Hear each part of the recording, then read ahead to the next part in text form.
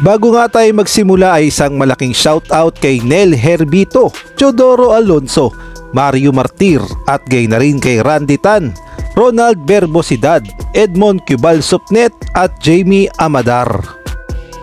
At nais ko na rin i-promote ang aking Pinoy Viral Sports membership. Kung inyo nga nakikita ang join, maaari nyo nga yung pindutin at once na nagpa-member kayo ay automatic kayo sa mga shoutout at gay na rin sa mga future benefits.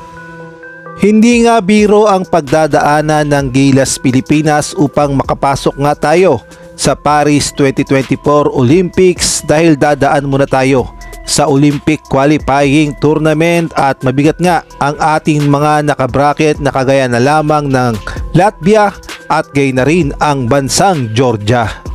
At sabihin na natin na kapag nakaharap natin ng bansang Latvia ay himala na lang talaga kung mananalo ang Gilas Pilipinas sa powerhouse na ito na number 6 sa FIBA World Ranking. Bukod kasi sa mga matatangkad, mabibilis at maliliksi ay napakaganda pa ng kanilang ini-implement na game plan, kaya naman suntok sa buwan kung mananalo ang Gilas Pilipinas sa Latvia. Ngunit kahit nga tagilid tayo sa Latvia ay may pag-asa pa naman ng Gilas Pilipinas dahil makakaharap pa natin ang number 23 sa FIBA World Ranking na Georgia. Ito nga ang pangalawang makakalaban ng Gilas Pilipinas at sabihin na nating kahit papaano ay may laban dito ang Gilas Pilipinas dahil ang Gilas Pilipinas nga sa FIBA World Ranking ay number 37 samantalang ito nga ang Georgia ay number 23. Halos hindi nga nagkakalayo, ngunit depende pa rin yan kung paano ang game plan na gagawin ni Coach Tim Cone upang ma-implement ng maayos ng Gilas Pilipinas at upang makasabay tayo dito sa Georgia. Hindi rin nga biro itong Georgia dahil masasabi nating malakas talaga ang team na ito at ang kanilang mga nakakalaban ay pawang mga powerhouse na kagaya na lamang ng Serbia, Latvia at nakalaban na rin nila ang number 1 sa buong mundo na Team USA. Kaya naman pagdating sa experience ay lamang na lamang itong Georgia. Ngunit hindi naman ibig sabihin ay hindi matatalo to ng Gilas Pilipinas. Gaya nga ng sinabi ko kanina ay didepende pa rin sa Gilas Pilipinas at kay Coach Tim Cone kung paano nila paghahandaan ng Georgia. At halimbawa na lamang ay matatalo tayo sa Latvia, paniguradong kailangan na talagang manalo ng Gilas Pilipinas dito nga sa Georgia. Ang mangyayari nga ay do or die na sa Gilas Pilipinas dahil kung matatalo pa sila sa Georgia ay tagal na nga ang Gilas Pilipinas sa pinapangarap natin na makapasok tayo sa Paris Olympics. Kaya naman paniguradong paghahandaan talaga ng Gilas Pilipinas ang Georgia. At atin namang kilalanin kung sino-sino nga ba ang potensyal na lineup ng Georgia na ipangtatapat sa Gilas Pilipinas. Beka Bekauri, 6'10" center. George Sinzade, 6'4" shooting guard.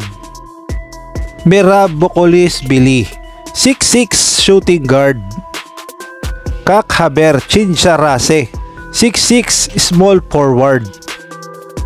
Beka Borjonas, 6'7" power forward. Mikhail Bereshvili, 6'8" power forward. Rati Andronikashvili, 6'4" point guard. Goga Bistads, 7-footer center. Doda Sanadze, 6'5" shooting guard.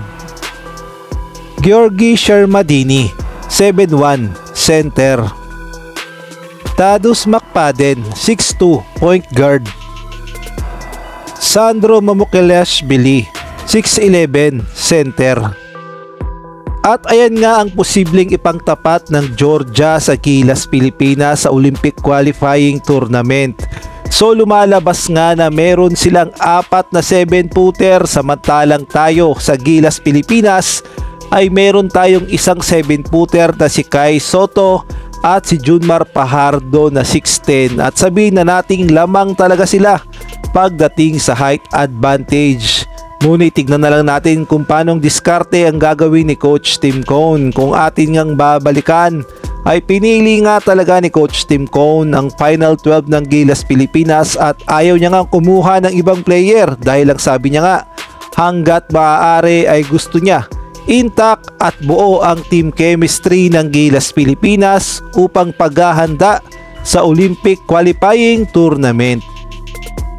Sa ibang balita naman, naka-recruit na naman si Coach Tab Baldwin ng mga players papuntang Ateneo Blue Eagle.